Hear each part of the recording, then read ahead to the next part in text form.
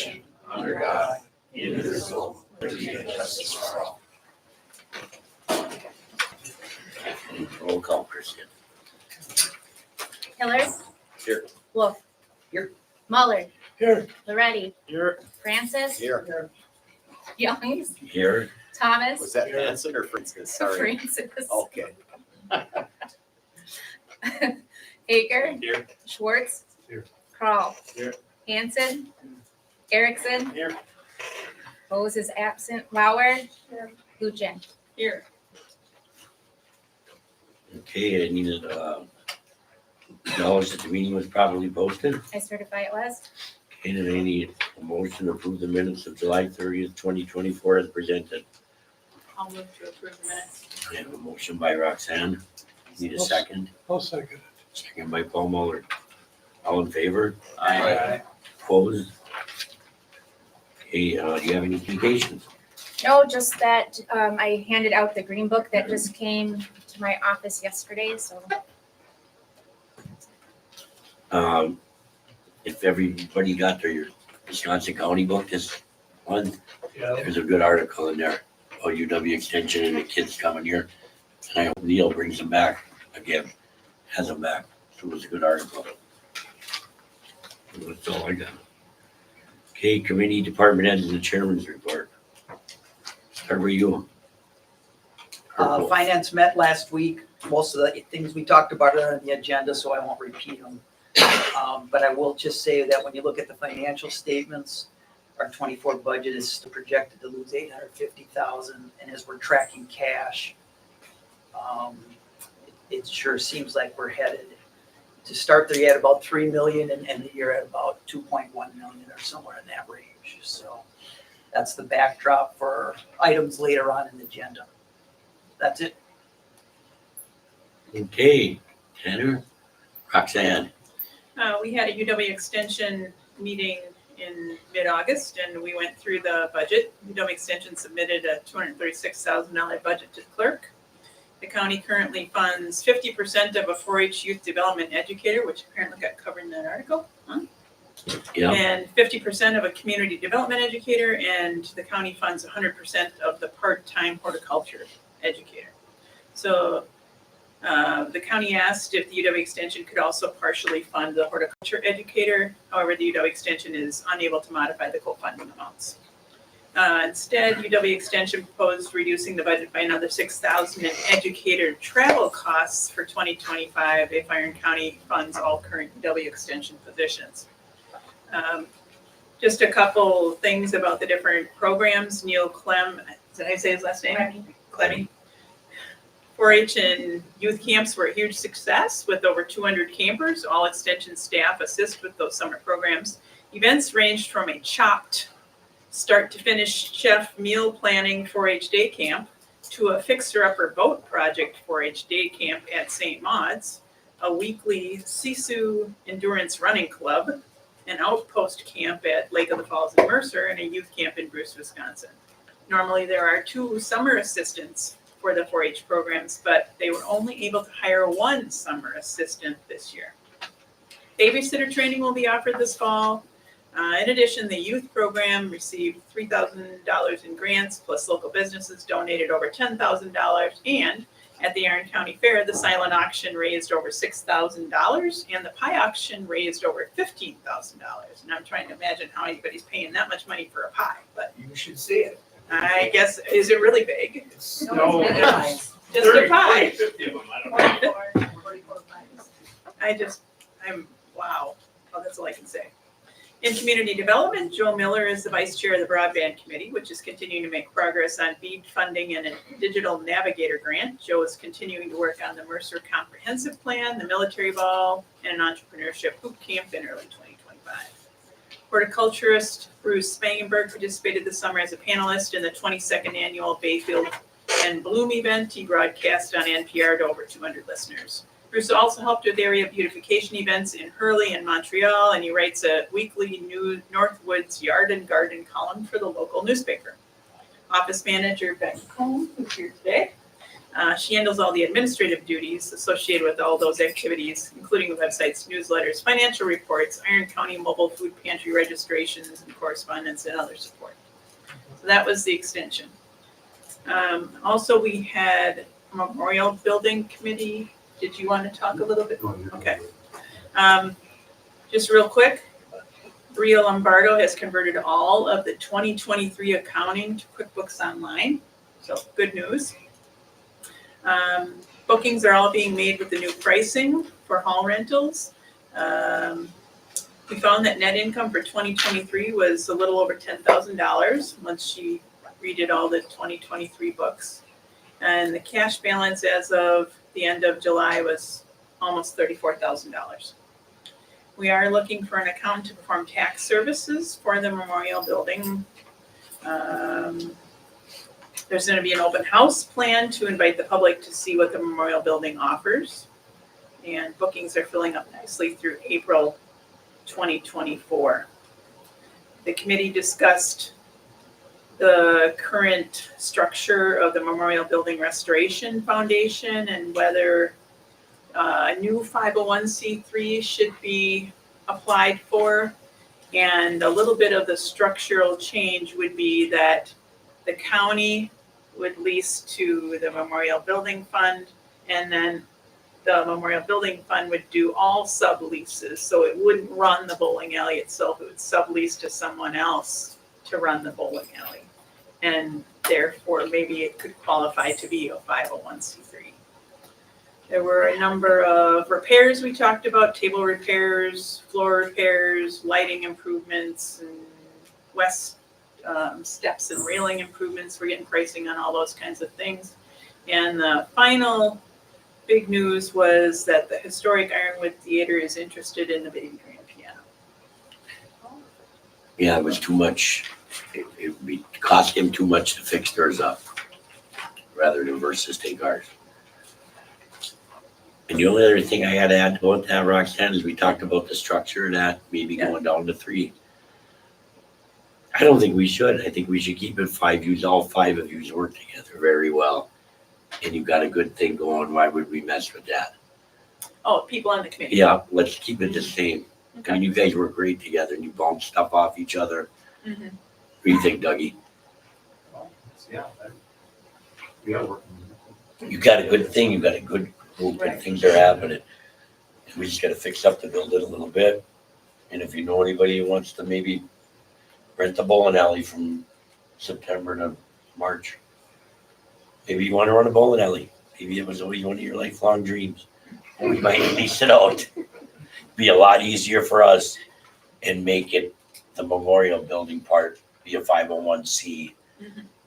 Would really help us out. Right. So that's what we're looking for. Thank you, Roxanne. You're welcome. Carl. Law enforcement, we had a committee meeting a week and a half ago, we come to an agreement. Item number 11 on the agenda tonight, and the sheriff is still actively looking to fill a few positions that are open. Other than that, Okay, bowling alley or dispatcher? Is that it? Thank you, Carl. Pat. Recycling, we had a meeting last week. And we found out our tenant is leaving, and that's on the agenda on the line. As to what kind of lead structure and that. Where's it?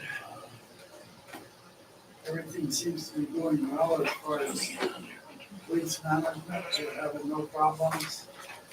Mercer had a little glitch over the 4th of July, but it was taken care of. And other than that, we're doing pretty good. The airport, all I can say right now is we've got growing pains. And they're trying to expand, I think, a little too fast. And we're hoping that we get our numbers to reverse back around over the work and another connection.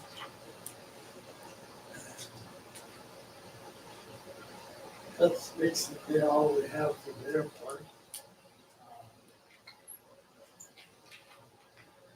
zoning, our permits are pretty well all filled in. We're catching up on the jobs and septic systems. We worked on, at our last meeting on minimum size for a structure. And getting all the input in from the towns on what they think the minimum size should be. And that's basically all we have to say. And a little bit about the airport, Pat saying that the airport might get another stop. And we hope it doesn't affect us. That's what Pat's saying, it doesn't affect the way we're rolling right now, because people like the way it is, right? They're changing the They might, location or adding they're one? thinking about adding a different place. Like a stop. They're expanding service. Yeah, They're expanding expanding service. service, not necessarily from here, but they're opening other I wanna say hub, but that's other not right. locations. Yeah. They're not affecting anything here, but they're opening other locations. They're expanding in other locations. And Pat, I asked Lori Prendeville to come and explain to us a little bit about this recycling thing. We got some emails on it. We don't understand. If we don't understand the 25% to the early, or we make them a county I employee. don't understand.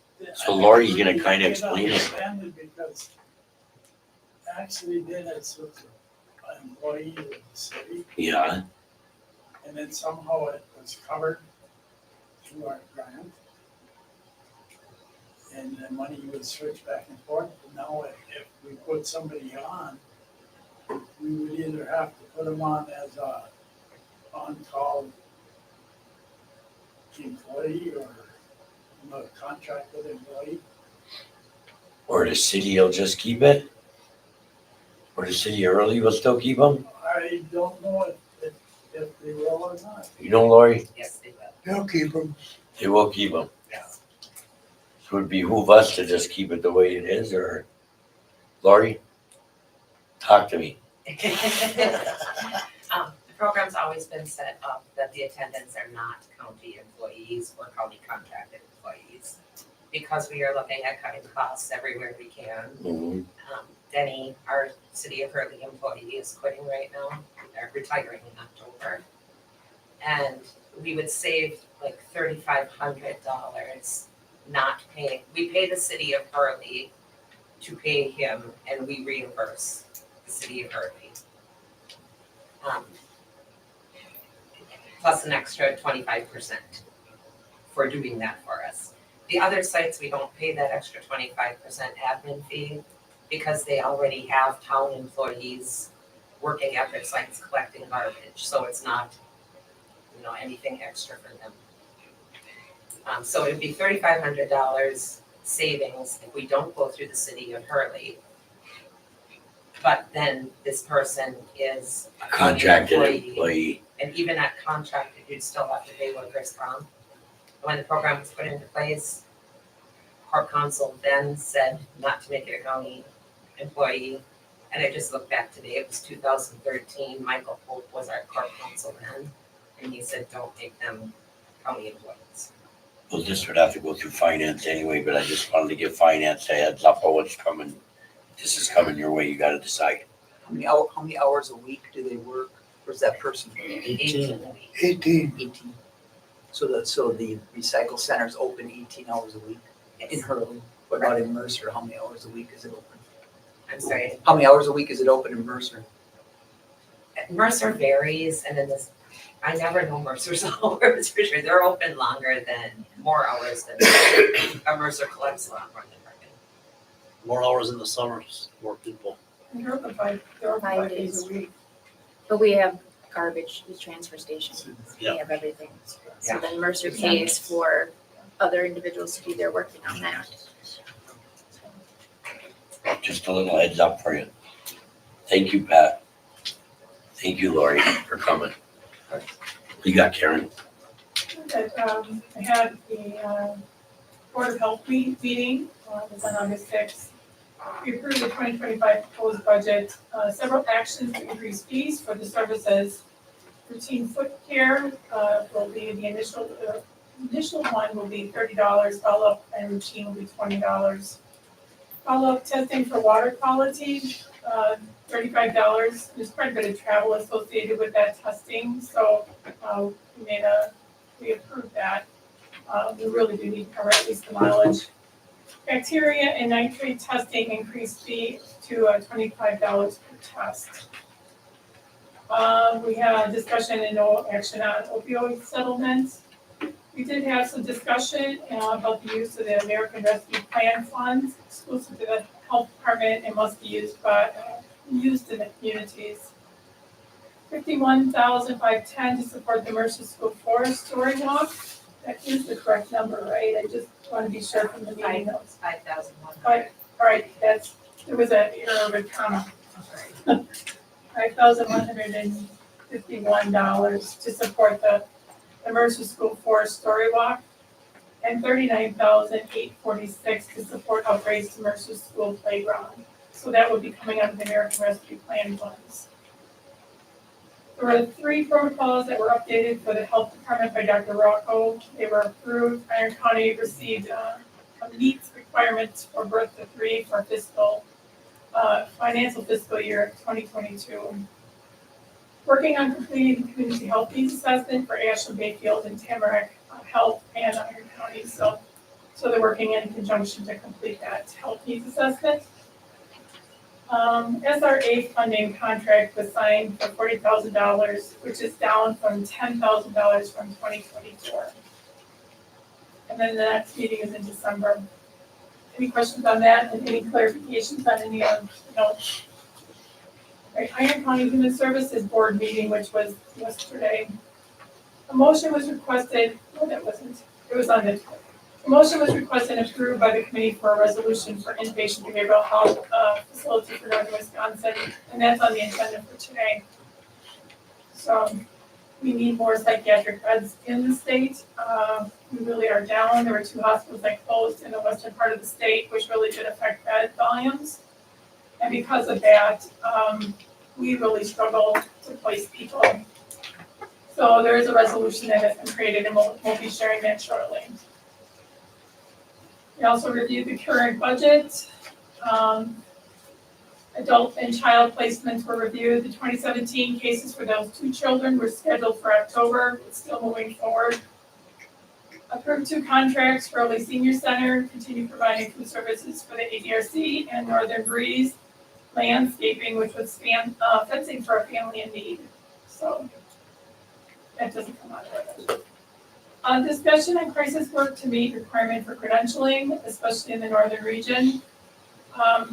CSP provider resigned a couple of years ago, and our county has not been able to fill that position. The position is no longer posted.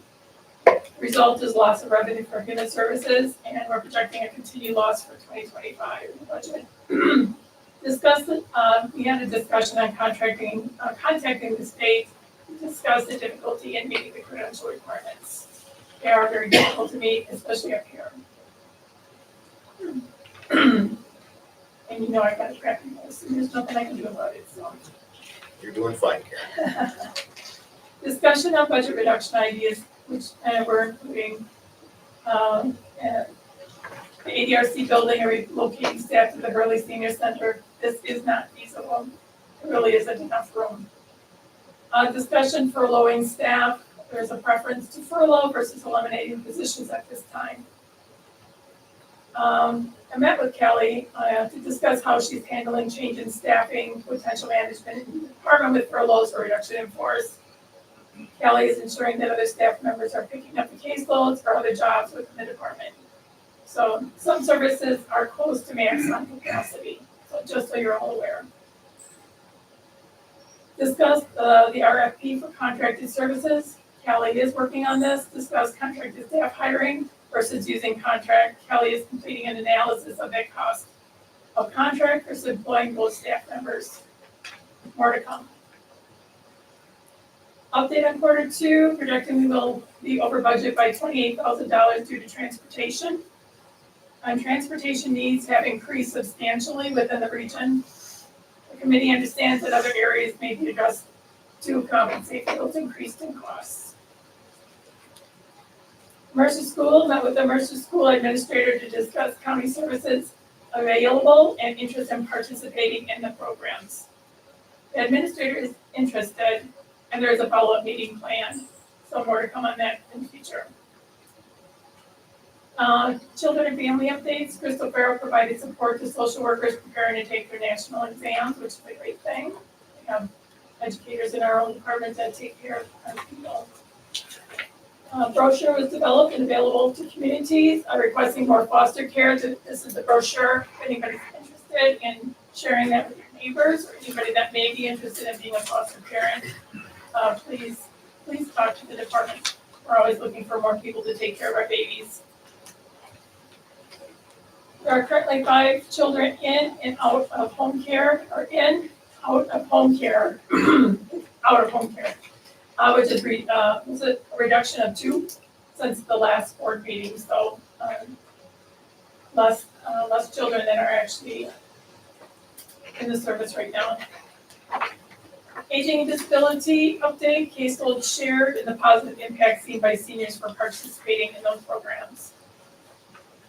Public meetings are being held in Mercer and Burley to review the plans with the communities, if that's a requirement. There was a brainstorming meeting that was held on August 26th, yesterday, to discuss Mercer meal options because their volumes have been decreasing substantially over time. The meeting, we had a brainstorming session. There was good information was obtained, and future meetings will be scheduled to develop a plan for improving meal participation. Carol Manson resigned after 22 years of serving on the Human Services Committee. She was from the town of Sherman. I gave her flowers. I delivered them to her home, and she was thankful for that. I think we need to do a little something for anybody who's participating in these boards who is doing it on their own time for forever. 22 years is a really long time. So, and then Vic Lumet is also planning on retiring because he is moving out of the area. So that's expected probably this next month.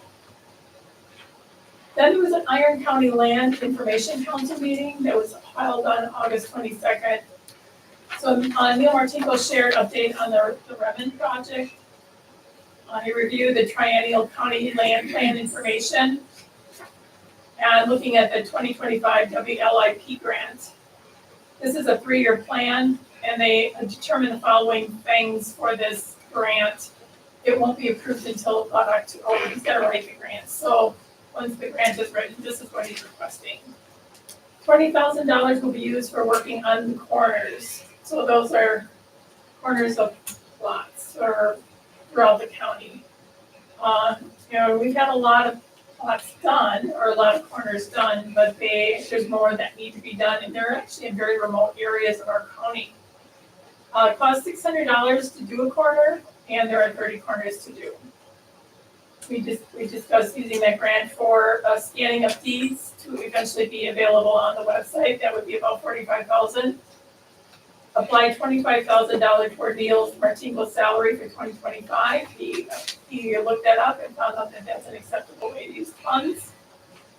WebMap, $19,000 for conversion of current software, and $9,000 for an annual fee. That would be in the first year. Year 2 and 3, looking at air photos, $70,000, and the purchase of a computer. So our next meeting is in October to finalize that grant. That's it. Is that enough? That's there, you might have covered it. How's Eric Peterson doing on the truck for the health department? Well, Forestry Committee, we'll talk about it Tuesday. Okay. And that's all I had. That and Carol Madsen, I replaced her with Jennifer Rye. Jennifer Rye's I think it's a good pick. She's a social worker. It'd be good for Callie. It's like her peer. She bounces ideas off her or whatever. So I think should we? Okay, Dougie, what do you got? Well, the fair, we haven't had a meeting since before the fair, so we don't know exactly the numbers on that, but we can report on that next month. But you got a leak. We have, the fair went over without a glitch, except for, Fair was very nice. we had a water leak show up last week and the weekend. I'm gonna go over and fix that tomorrow.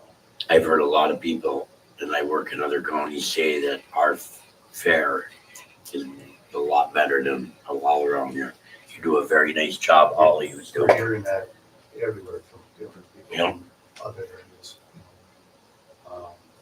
There's a horse show coming up, or the last horse show, not this weekend, but the following weekend.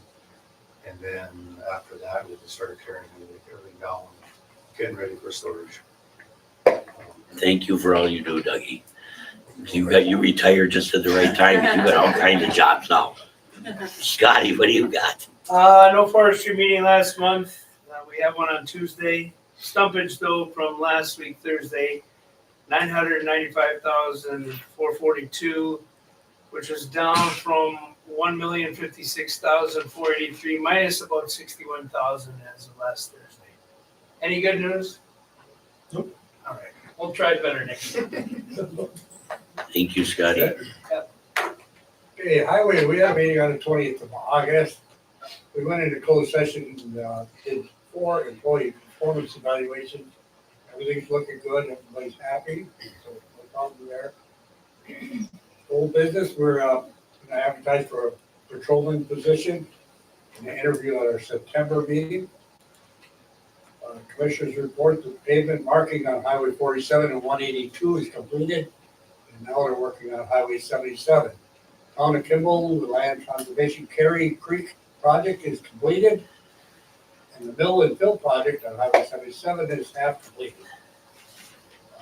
We reviewed the budget, and the only thing we could come up with is just not purchasing a skid steer at $100,000 for next year, so we're gonna put that off. That was about it. Thank you. Right? Land and Water Conservation met. Summer LTE staff finished up on August 16th. Very productive year addressing and educating about aquatic and terrestrial invasive species. Zach Wilson, conservation specialist, has tendered his resignation. His last day will be August 30th. He'll be moving on to work for Great Lakes Indian Fish and Wildlife Commission. I think he's done a great job. Yeah, did a great thing with that Martin thing. Yeah, All that. in particular, I just worked with both school districts. Only heard good things about. Yep. What he I wish them luck today too.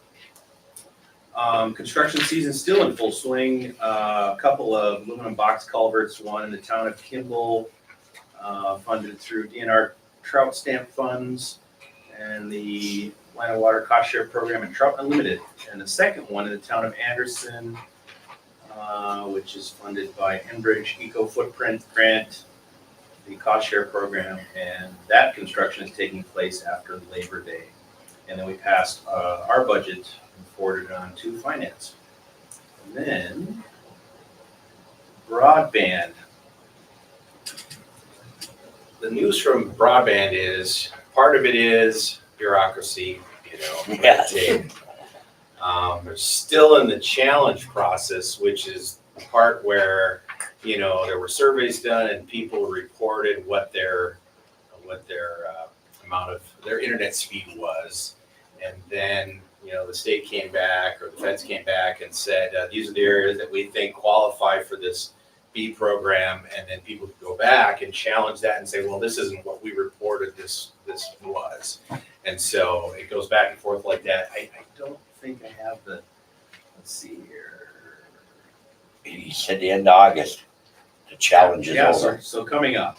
You know, So that's been going on. The other big part of it was that we learned a lot from another meeting with Chad from Nervato, and he talked a little bit more about the process and talked about Nervato's plans and the fact that they had bought another company in Eagle River, which is a good thing because it allows them to it kind of supports what they've said about expanding into our area. And he shared with us the fact that he kind of showed the areas that they would like to work in. And when this process keeps going, the state or the feds, I don't know which or both, may come back and say, well, if you're gonna cover these areas, we're gonna ask that you reach out in these other even more rural areas and build into those, which might not be feasible. So that's got to be decided. Another thing is that they can't do anything in areas that are already at a sufficient bandwidth, such as, Hurley, Montreal. and those Iron. kinds. Can't do nothing. Yeah, they can't go in those areas. So it's gonna kind of depend on what they come back and say, whether or not the project is worth it. So, that's where we're kind of stuck. And he's gonna come and talk to us on September 24th at the next county board meeting. Yeah, And know how the guy is. and we'll, of course, entertain any other. members. Anyone, he's the only one that contacted us. Thank you, Roy. Jamie, you got anything? I have nothing, but I can take over for Rick, from Economic Development meeting. Oh, okay. We're also scheduling, we'll have to schedule an IT meeting, Dan, maybe sometime next week. Well, we touched on broadband, so Roy covered that. The Holmes project is still moving forward. There were some wetland issues, so they had to purchase more property so that they could get the project going. That's kind of what delayed that. They have a contractor picked out, which is out of town. They specialize in building these sorts of complexes, but they will be using subcontractors in the area. They are planning on having it done, which I can't believe, but they're still saying they're gonna have that thing done. I think it was 2025. was it June or July? I can't remember. Yeah, about the end. Yeah. Another thing that was discussed was a little bit about the budget. Kelly passed out 2 budgets, an EDC budget for publication. That was reduced from 30,000, excuse me, from 30,000 to 9,000. Basically, what we're trying to get out of is all this print publication. And try to up our social media and our internet presence for the county. The second budget was the development zone budget, which includes Kelly's wages, along with phone rent for the office over at Highline, et cetera. And he was able to try to squeeze out, looks like 21,000 there. So it went from 121,000 to 100,000. So that's stuff that we'll be discussing here a little bit later on today. I see that they just got their, I don't know if everybody got this, but their annual report just came out.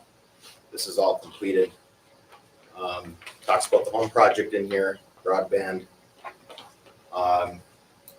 There's some Main Street training grants that are coming up. A little bit about the Rural Partners Network. So if anybody'd like to see this, I can pass this around. That's about it, I think. Something else I missed, Murph? Thank you. Mario, The electronic display is gonna be on September 7th for early. September 7th. Lori said, she was gonna ask Becky to put it on the Facebook, Extension's Facebook page, and Danny to put it on the county's webpage. Okay. It's in Mercer too. Yeah, Mercer too. Mercer Library. That day. Same day. Anything else, bud? Thank Yeah, I you. just got one thing to add about the development zone. They wanna, sounds like they wanna replace Kelly Klein with maybe 2 or some other program completely. And I think that's totally wrong. I think that should be handled by one person for the whole county. And he does a good job from what I understand. He's helped in Mercer. He done lots in Hurley. So I don't know. I'm against it though. Just to save some money or whatever. Then they did talk about the apartments out there. They won't be done in 2025. So other than that, that's about it. Okay, thank you. Okay, public comment? Anybody have any public comment? Okay, with nothing, then we'll move on to Eric Nacy, the Veterans Service Officer and Emergency Manager, are giving their presentation this month. So Eric, you go first. Thank you. My name is Eric Nace. I'm your County Veteran Service Officer. And first of all, I'd like to thank, there's 4 veterans on your board. Bill Thomas, Tanner Hillier, Paul Mullard and Larry. Young. Larry Murphy. So over 25% of your board is a veteran. They serve the country, now they're serving the county. So thank you for your service. The CSO position is mandated by the state. So there's 72 of us, because there's 72 counties in Wisconsin, and there's 11 TVSOs, which are the Tribal Veteran Service Officers. We get sent down to Madison to get trained up. We take the test, and once we pass the test, we're accredited to the state of Wisconsin. 10 years ago, our conference coincided with the national, so I took the national test and I got certified nationally. If anybody has any questions anytime, you just ask. I report to a 3-member commission appointed by the county board. I'm ranked 10th in the state as seniority of the 72 CVSOs. My job is basically to take care of the veterans of Iron County. I'm supposed to be the expert on the benefits. I work with Human Services, Teresa's department, the sheriff's department. The WDVA says Iron County has 505 veterans, but they use an analytic service, not an knock-on-the-door census, so I don't know where to get their number from. But I have 428 active files, and probably about 5-6 years ago, other veterans of other counties were coming to me and asked if I could handle their claims. I asked the then sitting chair and the clerk, and they said as long as Iron County's veterans are taken care of, I can do it. So I have veterans from Gogebic County, Ashland County, Lac du Flambeau. The biggest part of my job is claims. When a claim is filed, it's like going to court. You have to interview the veteran. You gather the evidence, you present the evidence, you put it in a form, you present the form. The main form for a claim is 11 pages. Then you got the power of attorney, which is 2 pages, and then the sworn statement, which could be 2 pages. That gets sent into the WDVA. They contact the veteran, and they go to a compensation pen exam. The results of the compensation pen exam goes to the adjudication, and they get rated from they're not responsible, 0 to 100%. Obviously, the higher percentage, the more compensation goes to the veteran. We can appeal it, and it goes all the way up to a federal VA judge in Washington, which we've done 3 here so far. Veterans Court, Wisconsin, Iron County was the 2nd county in Wisconsin to have a Veterans Court. And what that means is the sheriff's department can call me any time of the day or night if they pick up a veteran and they want to talk to me. We work with minor offenses or drunk driving, and it gives me an opportunity to sit down with the DA and the judge to ask for an alternate punishment. So the veteran can decide to go, if it was a drunk driving, he can go to one of the VA's facilities for drug and alcohol treatment. So he gets help instead of costing the county money sitting in jail, which is a pretty good thing. I'll get this out.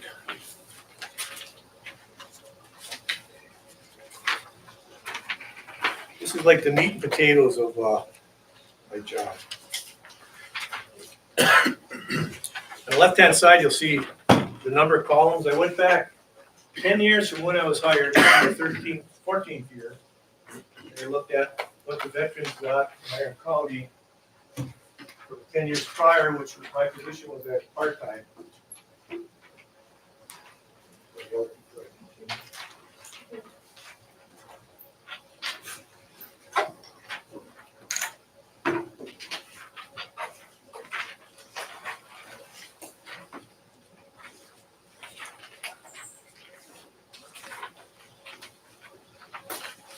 Put on big paper so we can actually see the numbers. I appreciate that. So the 10 years prior, before I started, would be 2001. The average compensation that a veteran in Iron County received was $1,295. In 10 years, it went up to $2,104. The year I got hired, we got it up to $2,557. And the fiscal year for the VA of 2023 is up to $6,921. So the first column on the chart is the year, the veteran population that WDVA says we have.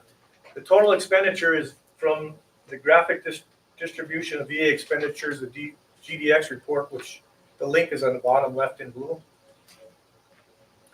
That Iron County in fiscal year 2023 received $7.7 million in goods and services and compensation for the veterans. The compensation alone that's part of that number is almost $3.5 million for fiscal year 2023. So the average expenditure per veteran in Iron County is over $15,000 a year. And the average comp in Penn is almost $7,000 a year. How did Little Iron County get $3.5 million? Well, if we're successful in a claim, that veteran more than likely does not get better as we age. Everybody knows it gets worse. So he can go up in the ratings. He'll get that compensation till the day he dies.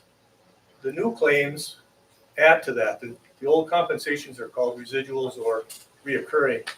So they'll stay on that and receive that till the day they die, whether it's 20 years, 30 years, 40 years.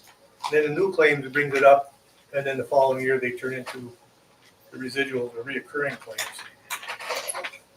So a 13-year average increase of 192%. And then on the graph, you'll see it starts in 2001. I was hired in 2011, and it goes down because I was getting trained up. And it continues to climb until that little dip, which was COVID, and everybody knows what happened then, to where it's at today. Any questions? Anybody got any questions for Oh, my budget is the smallest in the county except for the coroner, which is full time. And everybody knows this money is going to the veteran, which goes into the community, which doesn't help the county's budget, but $1 in the community gets spent 2 to 4 times more. So it's a win-win. It's good bang for the buck. Nice job. Anything? Thank you. Thank you, Aaron. Okay, Stace, you're up, bud. Emergency management. Good evening, everybody. Stacy Alstead. I've been Marion County Emergency Management Director for a little over 14 years. As EM, I perform many duties and tasks in writing and managing multiple grants. The 3 main grants that I do are the EMPG, which is the Emergency Management Planning Grant, which subsidizes my income about $24,000 to $25,000 a year. The Emergency Planning Preparedness and Community Right to Know Act grant, which is HAZMAT, and then the HAZMAT grant itself. In the EMPG grant, basically sets my plan of work, which it's an agreement between me, the county, and the state for what my job duties are for the year. Usually that consists of updating the county emergency operations plan, doing emergency preparedness outreach for the county, emergency preparedness period, coordinating with the county exercise and training program, and all hazard planning. The UPCR grant, that's basically HAZMAT related. I work with the LEPC, perform the duties as the county HAZMAT coordinator, conduct outreach, complete annual updates to the countywide hazardous strategic plan, set up annual HAZMAT operations trainings for all the fire departments. Also respond to any HAZMAT incidents and do the necessary paperwork with the DNR in the state. Currently working with other counties in the Northwest region on a hazard materials commodity flow study, which will determine what hazardous substances are getting traveled through this county by truck. We don't have rail, so it's basically just truck we're looking at. Because if you ever see a little orange book that's basically a guide to where on a placard on a HAZMAT truck, it'll tell you the ethyl methyl death that's in that truck, and there's a lot of it that comes through. The hazmat grant is used to purchase hazmat equipment for the county fire department and for the Ashland Fire Department. The equipment that goes to the Ashland Fire Department is in lieu of payment because they are our designated county hazmat team for level B. And that is the only thing they get is average about $5,000 a year worth of equipment. So that's a pretty good deal for the county. As a 911 coordinator, I write and manage 911 grants for dispatch, for updating the 911 system and keeping up with the current standards and mandates. Conduct notifications for the addressing system and the installation of the addressing numbers. And in the process of doing that, I also work with Neil Martinko on managing the 911 Master Street addressing guide for the county. Under training and exercising for the county, this summer myself, the Health Department and Human Services attended a training that was put on by the Red Cross for opening an emergency shelter and receiving shelter. It was a very good training that we attended.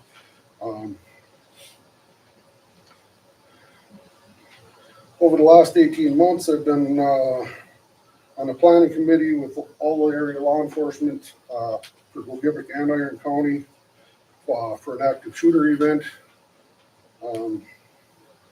Currently, I'm working on a full-scale hazmat incident water shuttle full-scale exercise with the Fire Association that will be held next month. Along with the Fire Association, I've been working with Tom Schellinger from Works Upstairs and Dispatch, and also the Oma Fire Chief and President of the association. We've designed and set all the logistics up for a countywide training facility that we're doing for all the fire departments within the county. It's going to be located in behind the Oma Town Garage. We've met with lawyers. We've did a lease with the town of Oma to get the land. We have all the steel. We have the containers. We just got to put it together. We're going to be doing that in the next week or two. So that training facility will be open this fall. All the fire departments are excited about that. Also work with municipalities on mitigation grants as needed. In the last year, I worked with the city of Hurley and the town of Mercer for acquisition of emergency generators that are going to be used for emergency shelters. Myself and the Hazard Mitigation Committee, with assistance with Northwest Regional Planning, have completed a 5-year update to our multi-jurisdictional all-hazard mitigation plan. This plan is currently on the county website for review by anybody who wants to review it. And we'll be holding a public meeting hearing on the evening of September 11th for final review. And once that process is done, it's shipped off to FEMA for final approval. That's something we have to do every 5 years. Work alongside the sheriff during search and rescue calls. Basically, what I do for the sheriff is I coordinate resource acquisition, deployment, and management, and along with logistics. We worked out over a dozen incidents over the last few years, some that have lasted multiple days. Also, the highway traffic safety coordinator. I chair our quarterly meetings, as well as work with law enforcement and municipalities on speed issues and crash data and what we can do to improve that in situations. Some of the most major components of my position is preparedness, response, recovery, and mitigation from weather-related incidents, cybersecurity, civil unrest, school security, sheltering, among many other issues. Over the years, I've worked on 3 FEMA declarations, declared storm events, along with approximately 10 disaster fund and DOT events. Working with the county departments and the affected municipalities during these disasters by getting damage assessments and data collection and assisting the towns and municipalities with whatever paperwork that needs to get done. in this process, have assisted with bringing over millions of dollars of money back into the county.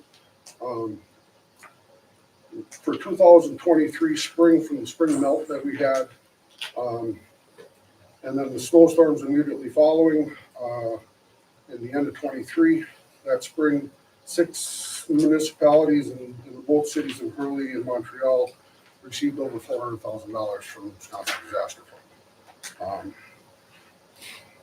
Fix the roads and streets. During the response phase of an event, which I have been, once I've been notified of a disaster, first thing I do is get a hold of the county board chair. Once I determine the severity, brief him on the situation, and appoint someone to contact, to be in contact with possible financial situations as it arises. Work with municipalities, departments, local, state, federal agencies, nonprofit organizations, local utilities, business, industry leaders to establish an emergency operations center.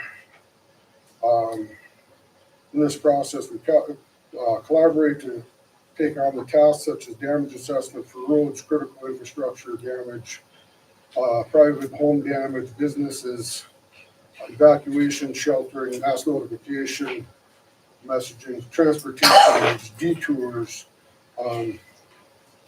collection and documentation of the number of affected people that are involved in a situation. The main one with that is, with the private side, is get their location, find out if they're in need of food, water, medication, medical needs, and what we're going to do to assist them. In the process, as the emergency manager, I work directly with the incident commander or joint command to establish who will be filling the roles of coordinating operations, logistics, resource management, staging, and public information during a large event. During the harbor flooding, I developed a list of tasks and duties immediately following. Met with Human Services, Health Department, Highway, Forestry, Sheriff's Department, GIS, EMS, Fire Association. And everybody performed awesome with the tasks that we were set out after we had our morning briefing. We had no major issues. Everybody that was affected, everybody that was landlocked, roads were opened as fast as possible. Everything worked extremely well. I could go on all evening, but I won't. I just wanted to finish up by stating that I am one of only about 20 state and FEMA certified emergency managers in the state. And over the years, I've developed many solid working relationships in emergency management at all the county, tribal, state, and federal levels. Any questions? Stacey, do we have any like accreditation or like a rating that we get from the state? No. Okay. As a caveat to that, when we hired our new 2 regional directors in the state a year ago, I was asked to go to Madison and sit on the review board for that. So that kind of put a little feather in my hat. So. Gotcha. Okay, thanks. Thank you, Stacey. Anything else for Stacy? Can I make one clarification? You go ahead. Last year I got a grant for $14,000 some odd dollars that was earmarked for promoting my office. So you were getting flack because we were going broke when we had. Get posters out on the thing, and they ask you why we were spending the money, you're right. If you don't spend it on promotion, you have to send it back, so I just wanna. So he spent half of it, still got half of it. Thank you two for coming tonight. Appreciate it. And some people know what you do and others they didn't. So now they know. Thank you. Okay, number 10, discussion action to use $20,000 of tribal funds under infrastructure improvements to pay for the county park road. Discussion on that. We have a motion.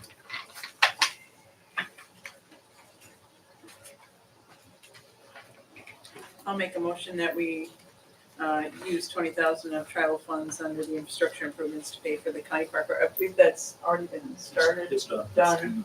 I just haven't gotten the invoice yet. It's just a matter of allocating it to that pot of money. Motion by Roxanne, second. I'll second that. Karen, is there any discussion on that? If not, all in favor, say aye. Aye. Opposed? Okay, that carries. Number 11, discussion action on resolution 2024-3071, jailer protective service retirement. I need a motion on that. I'll make a motion to Got a approve that motion by resolution. Tanner, supported by Bill Thomas. Discussion on that, anybody want to know anything about that? Carl, you want to explain what happened? I think we all know. Okay, I want to thank yous for working with us. It was a thing and you made it right, thank you. With no more discussion, all in favor? Aye. Opposed? Motion carries. Resolution 2024-3072, advocating for an inpatient behavioral health facility for northern Wisconsin. We need a motion. Make that motion for resolution 2024-3072 for that application, resolution. I'll second. Second by Mario. Any discussion? If not, all in favor? Aye. Opposed? Motion carried. 13, discussion action for health insurance renewal with no change to plan. Need a motion on that. I'll make it. Made by Paul Muller, need a second? By Pat Hansen. Any discussion on that? We just added clarification. What that means is there's no change to the coverages under the plan, the healthcare plan option. Basically, all the coverages stay the same. The things Everything's within the plan. staying the same. Their prescriptions, all that, everything's staying the same. This is only a discussion on coverage, correct? Yes. Yeah, It's only on exactly, coverage on the- exactly, Mario. Okay, so I have a motion and a second. Is there any more discussion?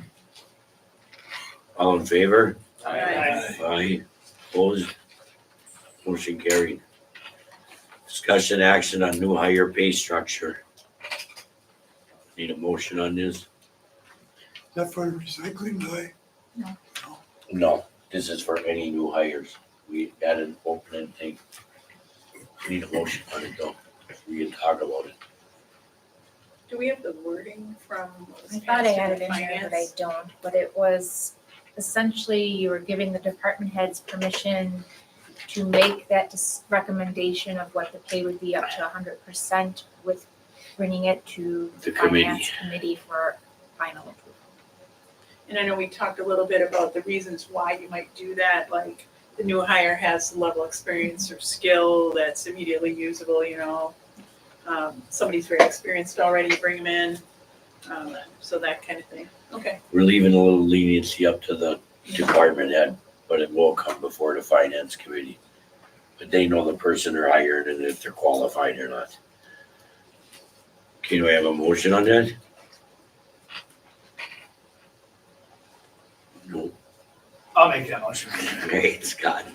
Have a motion. Do I have a second? I'll support. Jamie. Okay, with no other discussion, all in favor? Aye. Aye. Opposed? Motion carried.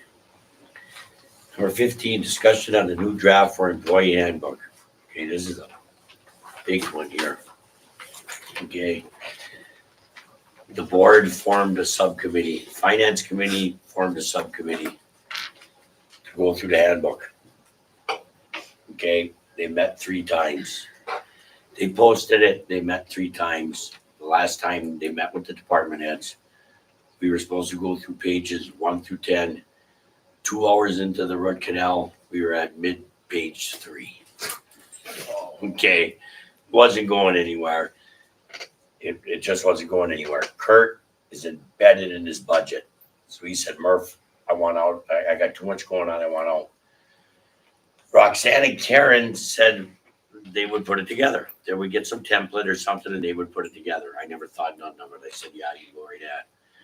Okay, so they went to work and they put it together. Came last Tuesday with a handbook. There was a draft. It wasn't approved. It's a working document. And they presented it to the finance committee. Okay, and then the department heads got copies of it to it, and there was some questions being asked. There was a lot of stuff in there to work on and everything. And got a call. They said that maybe we might have violated Open Meetings Act because we were having meetings and then we stopped, and then all of a sudden the handbook came. So we called Wisconsin Counties Association. We got on the phone with them this morning. And that took a real task because phones were down, the Zoom was down. So we were on the phone with them, me, Kristen, and Roxanne. And we asked Andy Phillips and what's the other lady's name, Sarah? Okay, we told them what we did. I told them straight up what we did. They said, well, there's, they used Kurt backed out of it. So two of them, did they meet? Did they do it? I said, we never made it. Did you do anything with this book? I said, no, we never made a motion to approve it. Never did anything with it. We just said, here's this book. Okay, everybody to look at. We're going to work. I told Kristen when it first came out that we were going to have a department head meeting on September 4th. We had this all set up. Then all these questions started coming in. So we pumped the brakes till we talked to him. So he was on the phone with me this morning and he said, we didn't do anything wrong. If somebody questions you that you did anything wrong, I said, this is what I was going to do. I was going to announce in this meeting, in the public, that this is how this happened. We didn't do nothing wrong, but we're moving forward with it. We're going to move forward with the handbook with the help of the department heads. They were going to work with us. This thing was never finalized. It wasn't gospel. We wanted to work with them. So he said, that's fine, but go tell the DA just in case somebody goes in there and files an open meetings law against you. So I went to see our DA. I told him, if somebody comes in there and files one against, that we had an open meetings law, to file it against me, because you're never going to get 12 people in Iron County to convict me for something that we're just trying to work together. We're trying to work together on this. We're not trying to make it go down your throats or anything. We wanted to work with you. And he said, yeah, Murph, that's fine. That's basically right. Did I get the gist of it? So we didn't do anything wrong. The handbook's a good thing. We've asked other people on this board if they wanted anything to do with it. No one wanted to touch it. It was a task, and I commend both of you for doing it. And you didn't just got together, and you didn't even make it. You took a template from a different county. The Wisconsin Counties Association told us to use. So we didn't do anything wrong. Tonight, the county board's gonna get them. Get a copy. She might have already sent you one on your thing. So you have a copy to look at and look at the questions you have. I'm gonna have a department head meeting on September 4th at 8:00. It's gonna take more than one meeting to get through it. But what I ask out of you department heads that are here now, and I want you to send them so everybody knows, I want 2 or no more than 3 of the department heads to take everybody's issues with they have with this and put it together for me. So when we meet September 4th, all the department heads can be there, but at least one person's just talking to me and I'm highlighting stuff or I'm doing whatever.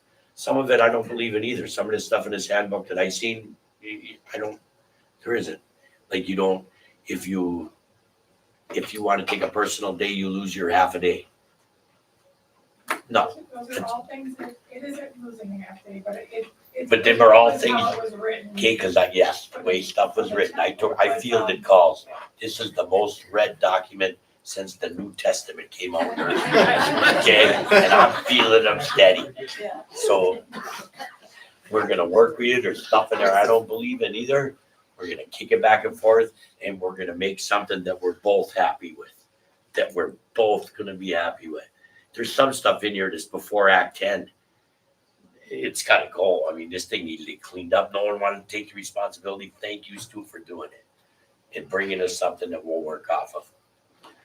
That's all that basically is.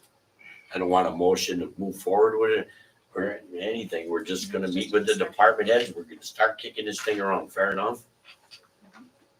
Then I want 3 department heads, you choose amongst yourself to get together, take everybody's issues or what they wanna know, highlight it so we can talk. Fair enough? So the stuff that you got highlighted are just the changes for Iron County in this handbook? No, the things that were highlighted were things that definitely needed attention from the department heads. Gotcha. So those, primarily what we did is we took the template Yeah. and in many areas, we just plugged in the old handbook information. So it was a lot of cutting and I pasting bet. and, We ain't reinventing the wheel. It was out there. no. You just had to Thanks for bring it up to clarifying date. That Right. those highlights are things that need to be worked on and not added. Right. You just have to bring it up to date like everything else. Everything else is just, if we gotta get it up to date. That's it. We're gonna work with you. Okay, enough about that. Everybody happy with that? Yeah. I am. I got one other thing, Mark, before you close. Who's gonna hire the recycling guy? Finance committee or the recycling committee? No, well, the finance committee is gonna, knows, right now, nobody knew anything about this. We didn't have information. The board wants information. The finance, what did it come out of recycling committee? What did you guys say? Well, we gotta hire somebody by October 5th. Okay, And and you guys it's are supposed to be meeting, on the what? agenda tonight. Yeah, but they couldn't be on the agenda Has to because be on nobody finance knew. first. Nobody knew what was going on. So if you guys have a meeting, maybe you can give a recommendation to the finance committee before they meet. The finance people hire them. They are all pretty, but that would be the correct way to do it. It's gotta go through recycling. You give a recommendation to the finance, what you think they should do. Fair enough? Is this back to what Prendeville was talking about Yes. before? Yes. So are you going to make a recommendation whether it should be an independent contractor or? I think that already happened. Or employee? Yeah. Yeah, that was already done. Yeah, that was done. That was Okay, so what done. did you But guys who's gonna pick? do the hiring? Should we interview or? No, Finance. recycling committee made the They're not- recommendation to they're not even go. a county high employees. It's not a county. Right, No. right. So I guess I was just wondering what your recommendation was. Who's gonna interview and hire? No, This ain't a county employee though. It's not. Right. Right. But then Yeah. the city should. City The should. That's what we recycling don't committee decided not to go with the city of Hurley and to hire a county employee for the position. That's what they did. Whoa. Okay, that's not what I heard. That's not what I. No, me either. Is that not right, Mario? They talked about that because they wanted it to go to finance so they could see if it Correct. was actually worth, Right. going that direction. Like, do we want to or do we not want to? so don't you have the information on how much the independent contractor would cost? Yeah, How it's much 25% the city gets. You I'll would talk save, to Lori. you would save about, Thank you. you'd save $3,500 Save $3,500 if you, hired. It's a county item. if You'd you, have to see. Not including You have benefits. to see Not the math. including You gotta benefits. see the math. And then I who's think gonna- we gotta do a full analysis to decide, Right. is it more cost effective to go the independent contractor route or more cost effective to hire an employee all in? Well, it's 18 hours, so they shouldn't be getting very many benefits. Under 20, there is no benefits. Yeah. But if they go over a certain number of hours, then they qualify for WRS and you gotta watch really carefully. We might still be into something, so you But know then- most about that. That, as we know, that independent contractor questionnaire gets a little, It's not even on the agenda. it's hard. No. It's hard We to. can't talk about Unless we this. subcontract, yeah. So it's gotta go back to I mean, recycle, we know. back to finance. So we're not gonna have anyone. By October 5th. Good luck. Well, finance meets, We gotta figure out how we're gonna have to Whatever that post that. Tuesday is. yeah, 17th of September. So they can, they'll know, Do you need an emergency? How are we gonna post it? post what. The job. That's what I'm saying. None of us know what the hell you guys are even talking about because we didn't know that, I'll talk to Lori and then we can just move on. yeah, we're just moving on for this. Second one's on you, Lori. All right. We go to number 16, discussion action on the 2025 budget. So handed out was something, a 4-page document called budget. First page is budget levy summary. So Kristen received budgets, I believe, from all the departments. And I've been kind of looking at it and put together a summary of it. And she's working on getting it entered into Workhorse. If you look at that first page up on top, I split out base portion of levy, which is used to pay for operations, and the debt portion, which is for capital. I'm not really gonna talk about the debt portion yet. I haven't gone through finance with that. I plugged in a number for the new debt levy, which is, you can see is 306,000, but I just did that for my own purposes to see if we can pay for everything, all the capital improvements and the existing debt we have. So it's kind of a working number. But I think the bigger issue for the county for tonight's meeting is the upper part. So the general fund has revenues of 5.6 million and expenses of 9.7 million. So you can see there's a difference of a levy ask or a difference of 3.3 million.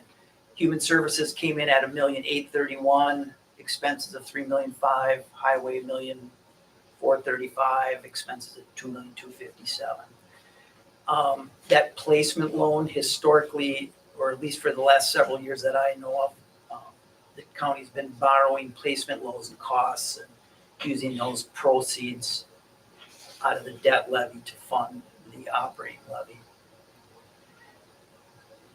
In the second section is the levy. So our levy, based on net new construction formula for Iron County, went up 0.008, which is about $37,000.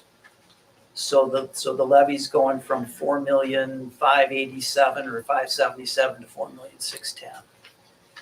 When you take all the asks from the departments and you subtract out what the base levy can go to, and the base levy cannot increase unless you go to referendum, we have a budget deficit of $1,254,000. So that's the initial look at what all came in. Now there's a couple pieces to that. One is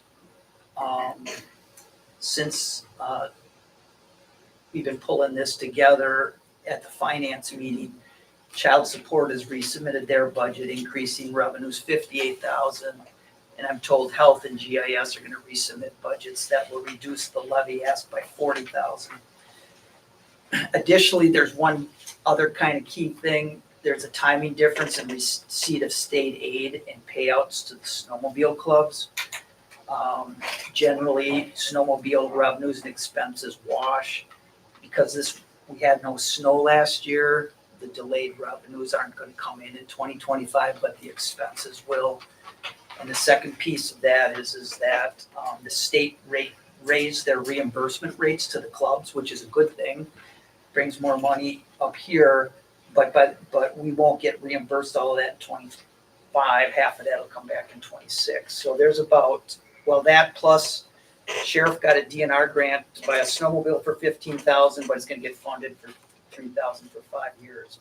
But if you add those things up, including the child support, health, and GIS, it'll probably reduce this budget deficit $250,000. So I think what we're talking about is $1 million issue at the moment. Before I had mentioned that cash has gone from 4.3 million to 3 million, and we think at the end of this year it'll be somewhere around 2.1 million. If you flip the page, the second page is the detail of the general fund. So the general fund has about 20 different accounts. I would say by and large, it was held pretty steady to last year. There were a couple surprises, but I think they were more budget errors in the 24 budget, is why they kind of stuck out. And then if you flip the page again, you'll see the detail of what's being proposed in the budget for county revenue, which includes the big ones are the sales tax, interest on investments, shared revenue from the state. And then on the expense side is the things that kind of get combined together on that second page. So those are the numbers that came in. Again, I think the initial look at it is we're $1 million short, or $1 million expenses are exceeding revenues. And as I've said before, I think one of the big challenges is that we just don't have the revenue growth. In fact, our general revenues declined. Stumpage went down 100,000, and there was a couple other things that went down. And that base levy allowed by the state only went up $37,000. So the question now becomes, what do you do? And the last page. Dimmers. What's that? You want me to take? Yep, yeah, I'll give it to you. The last page is a listing of things that have been talked about, and Bert's gonna take it. And we gotta have a discussion on each one of them, on whether or not we're gonna decide to reduce that budget deficit or not. So go ahead, Murph. Okay, last month we went around the room thinking how we could save some money. Okay, and these are some of the things that we can discuss now or act on, or we can act on them next month. Some of them you probably want more information, but number one, departments were asked to budget 5% health increase, insurance increase. After the discussion, the insurance agent came back with a 0% increase for 2025. Make the change in the budget, savings equals $80,000. You got something there? Okay, 2. Departments were asked to include a $2 wage increase for all employees. 2%. 2%. While the exact increase may need some tweaking, there would be $100,000 budget savings if single and family deductibles increase from their 100 now to 300, and a family from 500 to 1,000. Actually, it's 100 for single, 300 for family, and that would go 500 single, 1,000. For family. Yep. Okay. Employee share of premiums increased from 10% to 13%, and we've talked about that. And they actually plugged that number into their budgets, right? No, No? Okay. no, all we did was tell everybody to do a 5% health insurance increase and a 2% wage increase, so. Okay, in lieu of payment for not taking health insurance is reduced by 20%. For the employee with family health coverage or receiving a payment in lieu of not taking insurance, the wage increase is offset by increases to the employee paid portion of health insurance costs. For the employee with a single health insurance coverage, there is a slight net benefit. Board members have been asked about eliminating all budgeted overtime except for highway and sheriff and emergency human services. Register of Deeds and the DA office has a combined $22,000 budget in overtime. Reduced funding allocation for UW Extension to eliminate the horticulturist position, potential budget savings of $40,000. Because county pays 100% of them. Reduce funding allocation to economic development and provide these services in an alternative manner. We could save $100,000. That one there, I don't think we can act on tonight because you want more information, and I'm not gonna do it all. And then unless you are willing to look at it. Cause I've asked some business people to help us. Becky said she would help me. She would answer the phone. Joel's gonna be involved in it because he's in UW Extension and that's what he does. But I ain't gonna waste no time until you tell me to pursue it. Okay? Eliminate one position, potential budget saving of $80,000. Furlough 40 employees 2 hours a week. It's 100 hours a year. Effectively results and a 5% pay reduction for those employees. For many, but not all, this is extensively deciding to no longer pay for their 30-minute lunch. The employee handbook would need updating to reflect the change. Potential budget savings is $133,000. Increasing the furlough or additional 20 employees from 40 to 60 generates potential savings of $66,000. Needs work on feasibility, implementation, and department head input. That's saying that like the cops and stuff, you really can't furlough them and you can't mess with them. They gotta be fully staffed. Be pretty hard. If we did 1 through 8, we could save 620,000. Okay? And then zoning, as discussed, generating new revenues for septic system that could be another 54,000. Going deeper on number 2, employee premiums increase from 13 to 15%, potential budget savings, 35,000.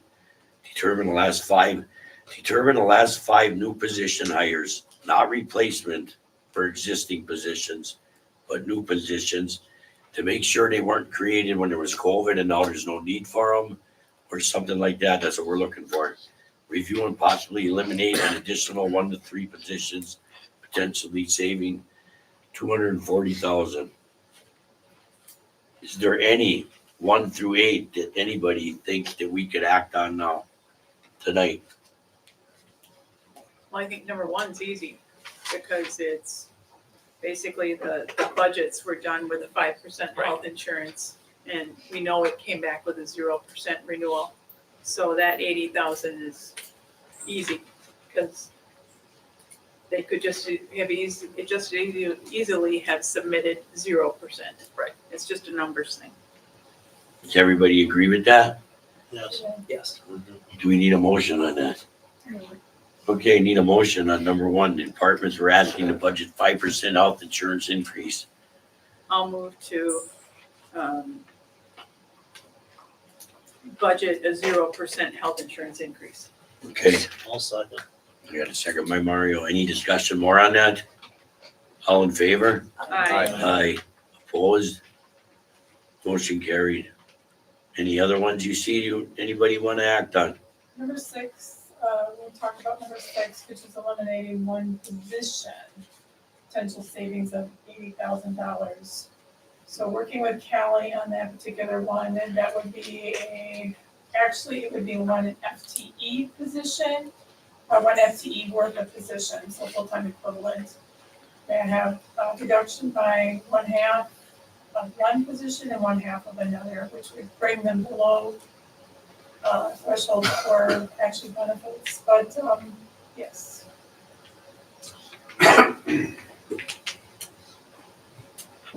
You think we can act on that one? What do you guys think? I'm not ready to act on it.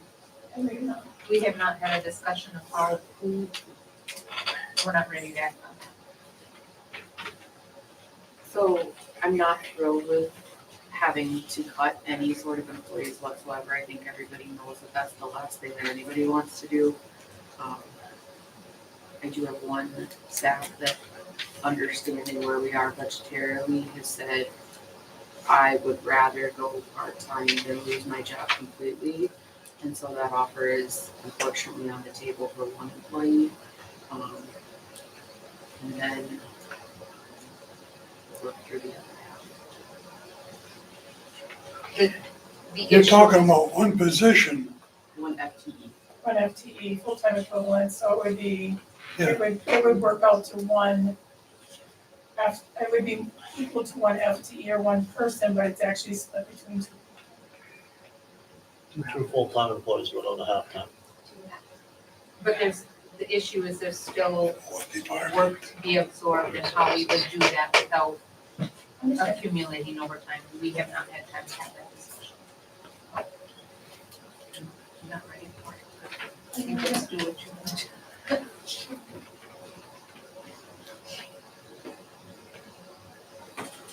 Okay, anybody want to say anything about any of this other stuff? Are we gonna move on that one? Do I have a motion from Karen to move on that one? Do I have a second?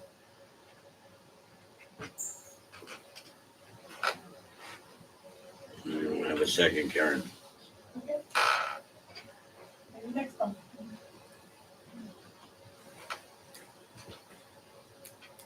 Any of these other ones that anybody wants to act on? The second one, for the health insurance, I mean, this seems like a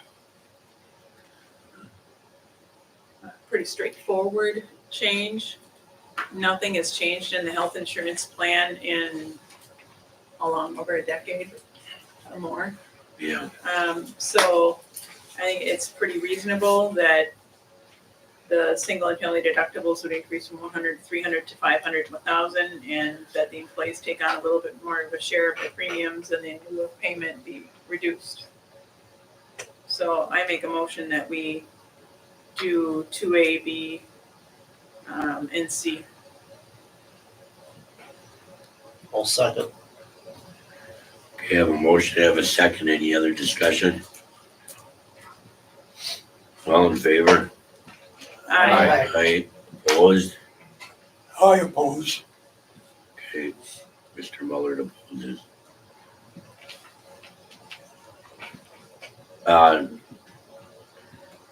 Number three with the register of deeds, and I understand there was some overtime with the register of deeds. They were going from the paper to the dish, or what were they doing?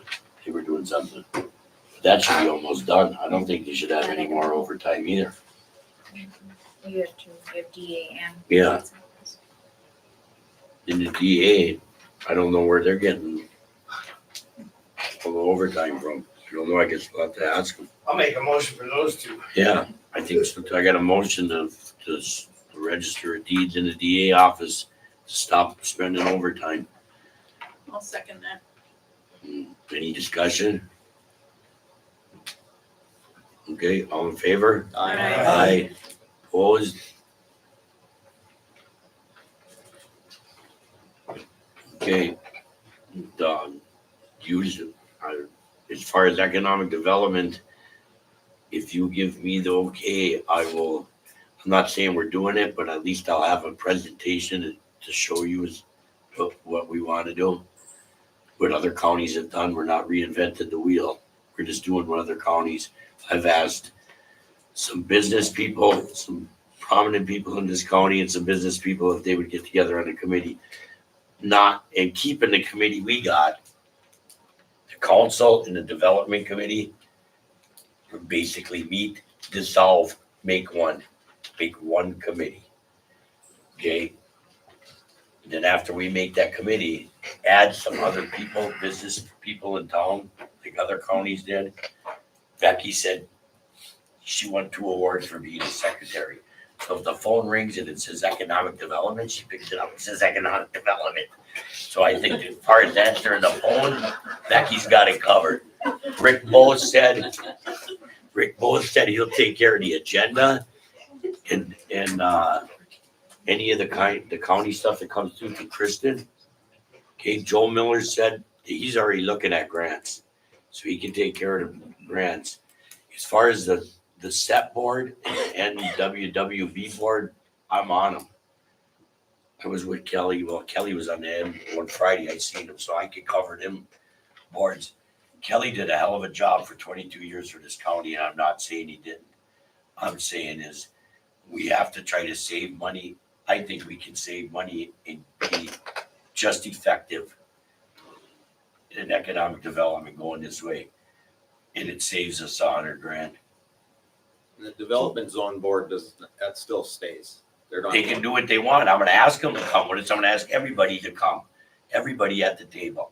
If the economic development zone wants to continue on their own and fund Kelly, have at it. Well, that's the problem, is he's not a county employee. That's what I'm saying.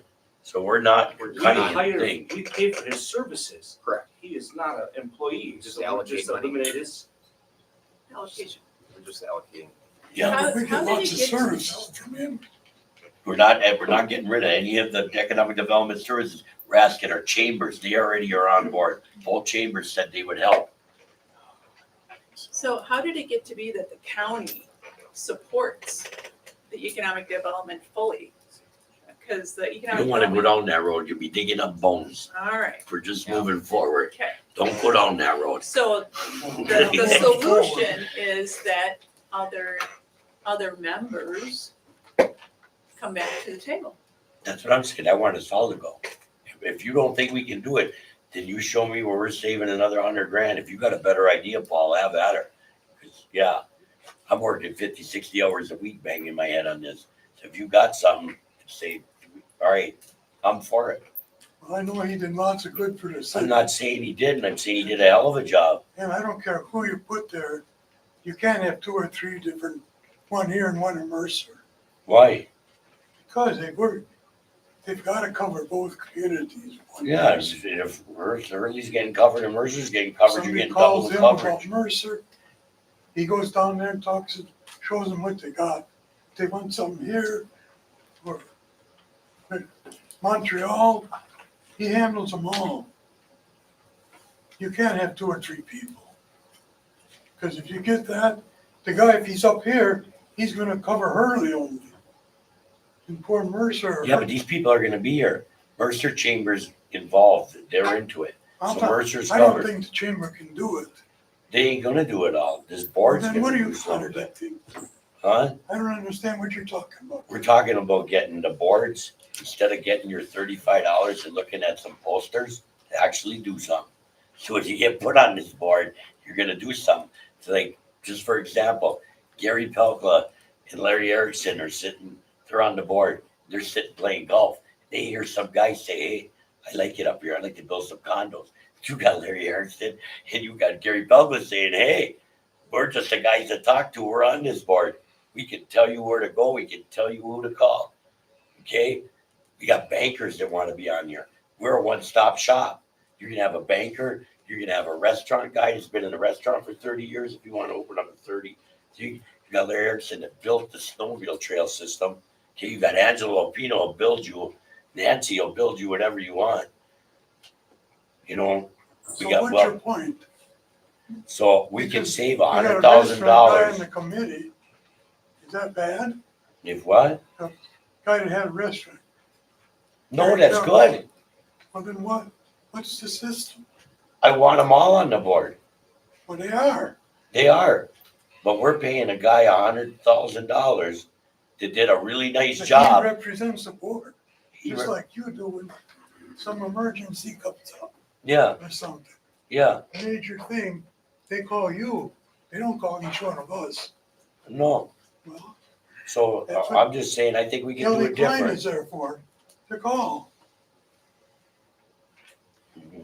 I think the bottom line is we've got to solve $1 million problem. Let's Yeah, not forget why you we're got here. $100,000 somewhere Well, I else. agree with that, And but we can't do it on somebody that's needed, just like an employee that's here. He's he's not not our an employee though. employee. No, I know he's not, This is an but he's allocation, paid by us for doing what he does. but he can get paid other ways. There are other members of the development zone. There are other ways that fundraising grants can occur, that this can happen. Other communities could pony up money. Yeah.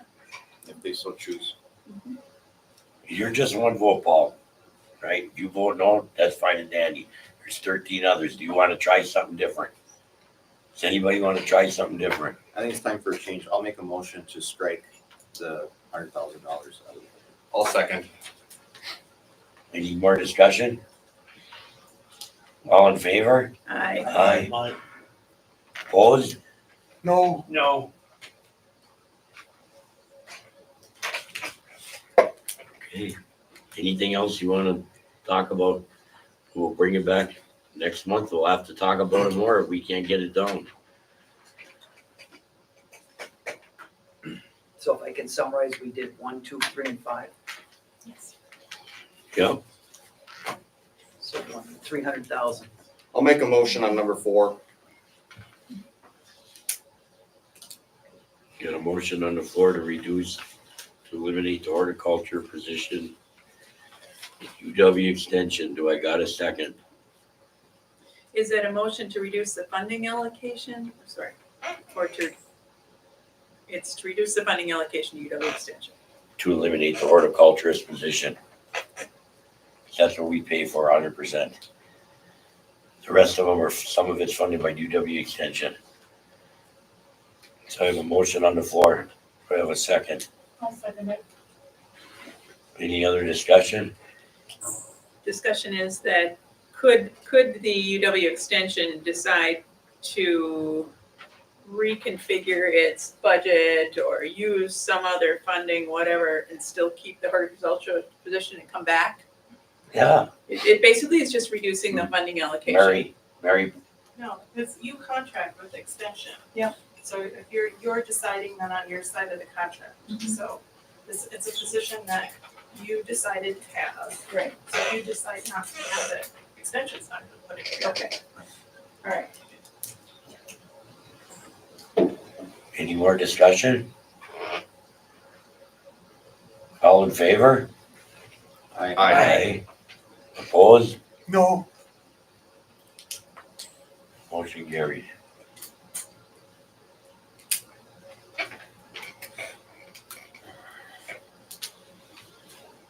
Last call, anybody else? What are we up to? We got one, What's our tally? 2, 340. 3. We're not serious as a board, we're gonna be out of cash. Yeah, by the end of next year, we're gonna be down to not being able to make payroll. That's what I keep It's coming easy back to say to. no, but what's the alternatives? You got any alternatives? well, we gotta raise taxes. It's gonna take time. It's gotta be done. You can't keep You taking. can't go to the taxpayers and want more money unless we show them that we cut everything we possibly could, Exactly. or they're gonna eat us alive. The board should take the blame. We made the mistake. Not me, I wasn't on that. But I do remember when they bought that building out here, that ADRC started costing counting money they would get out of it. And they're costing us money. Okay. If you look in the minutes, you'll find it in there. And they're costing money. We do not need that building. How much do you think that building's worth? I have no idea what they paid. Do you think it's worth 1.2 million? Well, sell it. We're even. Cause our offices in there are empty. Did you go in there and look? Yes, I did. There's 2 of them empty, but there's 5 of them in the ADRC. There's 5 of them girls in there. So you want to put 5 of them in 2 rooms? No, Are there empty offices back here that anybody can go into? They Is can there have any- mine. I ain't been in it since I've been in here. they can have 4 in there. We've had 4 all the time. Okay. It'd take time to sell that. Well, And it's only how one, long did it take for you guys to buy it? it's Didn't only, take long. it's only a one-time cash infusion too. Right. But it'd be a good spot for a business owner. No, I'm against reducing employees or. Cause we gotta raise that. Everything, the price of everything went up. The public should understand that. Taxes gotta go up too. I have a question on number 7. Will that be a motion to not pay for lunch anymore?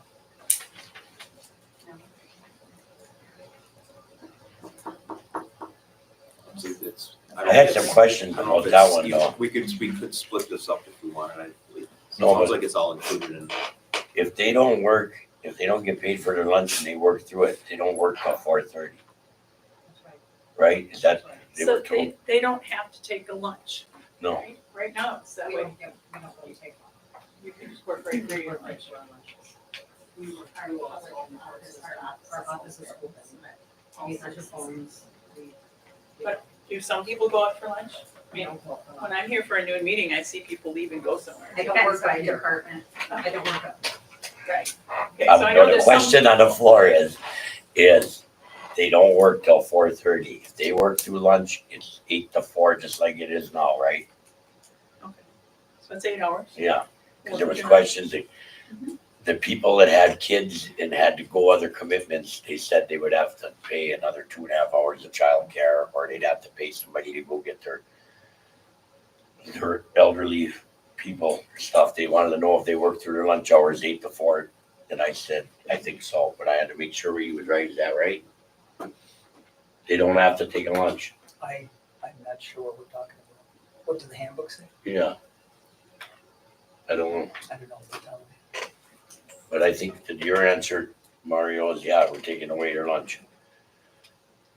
Not taking away the lunch. We're not we're taking away paid lunch. Legally, you can't take away the lunch. We're taking away the paid lunch. Okay, Yeah, I'm getting real sick of how I gotta word shit too. I know. Okay, so Ah, we're not. you know what I meant? We're not paying for lunch if you're not working. Yes, Okay. So paid non-working lunch. That's going away. That's what that says. If they're working through their lunch, they're done at 4:00. Then they're paid through lunch because they're working. yeah. Is it not yet the department head sets the working day? What? The department head set the working day, right? If we says they start at 8, they're gonna at 4. Yeah, the highway, if you go, yeah, you, So, yeah, I mean, clarification on that, so I yeah. can The set my. department head sets their time. I make a motion not to pay for lunch. I have a motion on the floor not to pay for the I'll employee's second that. lunch. I have Right. a question on that part. Hang on, do I have a second? Get a question. Roxanne, okay, now we can discuss it. So does that mean full-time employees will be paid 37.5 hours? 37 and a half. No, they'll be paid 40 hours. You just don't get, if you leave for lunch, you won't be paid. And then are your hours changing then? If you leave for lunch? If you leave Or the if lunch, leave you for work lunch, till then you gotta work 4:30. longer. Okay. So How are we gonna police explain this? that. Yeah. We don't even have a time Well, clock. How This is incredible. There's no way you're gonna be able to police it. Where does it save Don't money? people fill out a time How does sheet it save money? when you work? It doesn't. No. Yeah. Doesn't save We money. need to save money.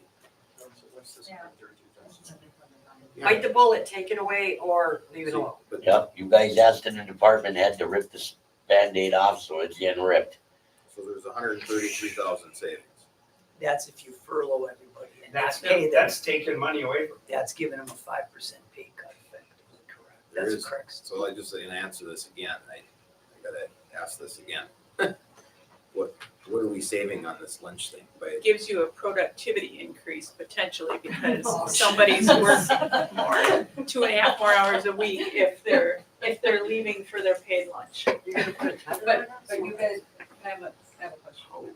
So, but we just discussed that we would just extend the day so that we're not getting paid for our lunch. But I've been a 17-year employee who's not left for lunch. And so now I'm gonna have to be forced to leave to lunch and work an extra half an hour. No, and you're gonna not get being more forced to production leave for out of it. lunch. You're not being forced to But leave if for lunch. it's all or nothing, because how are you gonna police it? You know, and no, we don't have a clock to punch in and out. We have a computer with an Excel spreadsheet that we document what we've done for the day, so we don't have a time clock. We're on budget constraints, we're not gonna purchase a time clock unless it's purchased for us. So I'd like to know, how much more are you gonna get out of me by taking away my time with my family at 4:00 to sit in a building to make sure that you're saving $15 on me? I just don't get it, because I'm gonna talk about the mental health of our employees right now. We're nickel and diming and we're taking away, and I know we have to save. I get that. I'm all for change and I'm all for save. But like my statement to my boss this morning was, when I applied for this job, I knew what my hours were. They fit in my family. I knew what the benefits were. They fit in my family. That's why I pursued this job. If I wanted to be a nurse and work 12-hour shifts, I would have pursued that career. If I wanted to work as a chef and work night hours, I would have pursued that career. I pursued this. And I think that taking away a lunchtime and making people work longer, just because it works in another So field, we got a budget. what does that do for our mental health? $77,000 we're gonna be paying for. I think we're confusing the issue, but I think we had enough for tonight. Well, it's not saving money. I think we had That's enough. the goal, is to save money. I feel like we're not serious about saving money. So I think. So we gotta just look think at this and we'll go back at it again next month, I guess. I'm done. Okay, I don't know how much more you I could mean, look there, at. there are some other I mean, things. what we're saying is we're okay passing a budget with a $700,000 budget deficit. That's what we're telling Yeah. everybody here today. And I know none of these things are pleasant and none of these things are fun. And we're all in a circumstance that none of us want to be in. But what we're saying, and we're all gonna leave, is, or we're gonna come back, but when we come back next time, we're gonna say, I'm okay losing another 700,000. Cash will then be at 2.1 minus 700 is 1.4. There are other things we can do, Kurt, I know there are. We can look at our contracts and competitively bid them. Cause That's not what's in any of the budgets. I that know we're it's not on submitting. any of these things, but there's Yeah, other they things don't. we can come back for next time. You know, can we look at overtime a little bit harder? Can we look at travel and professional development a little harder? Can we look at the opioid settlement funds and see if there's anything we can displace? You know, are there any positions that, beyond what we talked about, are there any other positions that we can look at if somebody's retiring, do we have to fill that position? Can we look at contracted services and move them in-house? Yes, we're looking at that. We are actually looking at that for human services. That we are doing. And I still want to talk about this, eliminate the one position, one FTE total for the human services department. I know they're not ready. We're not saying we're doing it tomorrow. We have to come up with a plan for that transition. So understand that that's part of the process here. And we've already talked about it. We talked about this several times. yeah, So this is not like it's new. And I talked to Kelly about this. The department may not be quite ready for it, but we have to put it out on the table. It has to be out on the table so people can adjust to it right now.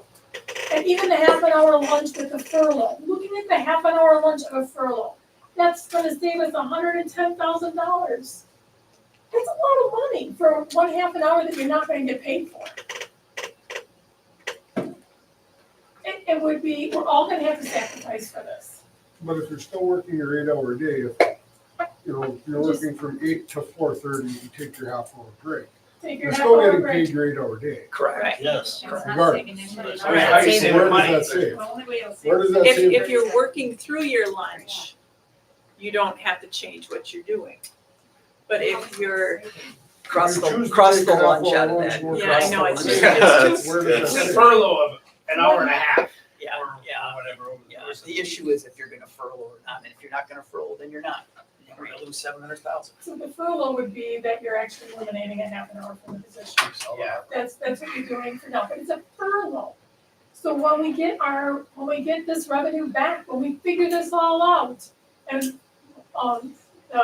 carbon credits come from the sky, then, or whatever, we can actually manage it a little more effectively in the future. yeah, the furlough is, that's why it's called one. Who's It's not picking the permanent. employees that get furloughed? It says 40 employees. That would have to be worked out. No, we can't do it really for. But if nobody wants to do it, then why go through the process? Yeah, that's what I was saying about economic development too. I mean, if no one wants to do it, then why do it? Well, I think we do, we have to bite the bullet. We have to be stronger than this. And everybody just kind of, no, we can't do that because, you know what, we have to do it. We really don't have a choice. The ultimate is that we go, that we end up with not being able to pay payroll guys for all of you. I mean, that's really where it ends up being. And that's where we're heading. We're down $1 million from last year, guys. $1 million. and next year we'll be down another million. We don't have So, cash. Okay, I think we had enough discussion for tonight. I have, See where this is going. can you make that motion again? Because I'll second it. Try for the position. Yeah. Make that motion. I'll second it. We had a motion and a second for the lunch. For the We had- unpaid yeah. lunch, that, We had one we up. need to finish that. You have to finish that first. Okay, we have a motion and a second. Any more discussion on the lunch? Yeah, but to do what? Yeah, if it's not So worded, just make it- It's that's not- why I asked the question. Take I asked it. the question if it was for lunch. Yeah, take it off. Table that one. If you're not gonna No, vote it down. if you're not gonna Voted vote down. it down. All in that's- favor? that- Yeah. All in favor? Opposed? No. Nay. No. Thanks. Okay, did not carry, motion denied. Okay, next one. That's why I asked the question, but Are you made the motion? Somebody gonna second them? Or There's a no? motion on the floor to Number are you limit motioning? one LTD, Yep, one. Motion on the- FTE, FTE. reduction in human services. By Karen, is there a second? I second. Mario seconded. Any other discussion? All in favor? Aye. Opposed? No. Motion carried. Okay, completing everything on this as best we could tonight. I call this meeting adjourned.